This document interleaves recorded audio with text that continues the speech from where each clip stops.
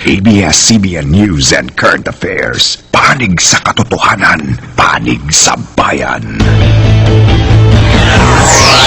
Kanina, signal number 2 itinaas na sa Northern Luzon. Ngayon, 11 bayan sa tabing dagat sa Cagayan tinututukan sa pagdating ng bagyong Ramil. Exclusive, 2 aktibong fault line malapit sa San Roque Dam. Pero napukor, kinontra ang pagpapasara ng dam dahil magdurusa ang mga taga-Pangasinan. Kanina, exclusive, pasahero ng hinold up na FX patay. Ngayon, kaso ng nakawan, carnapping at theft, patuloy na tumataas. PNP, naka-heightened alert. PNP, naglunsad ng manhunt sa mga nanloob sa Rolex store sa Greenbelt 5. Comelec, walang balak palawigin ang voters registration kahit mahigit 6 na milyon pa ang hindi nakakapagparehistro. Dagdag sa pasahe, itinulak ng transport group kasunod ng pagtaas ng presyo ng petrolyo. At cast ng After Boy, kumpletong rumampa sa premiere sa Hollywood.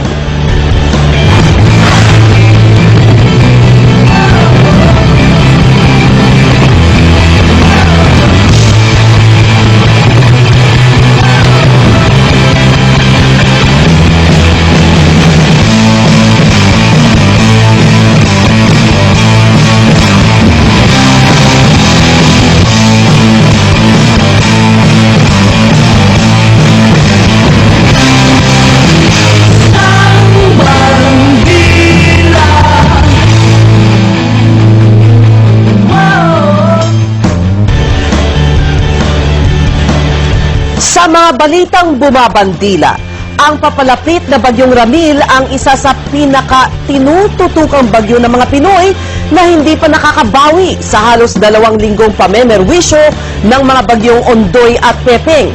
Kanina itinaas na ang signal number 2 sa ilang probinsya sa Hilagang Luzon at nadagdagan naman ang mga lugar na sakop ng signal number 1. Katatapos-tapos lang ng briefing ng Pag-asa tungkol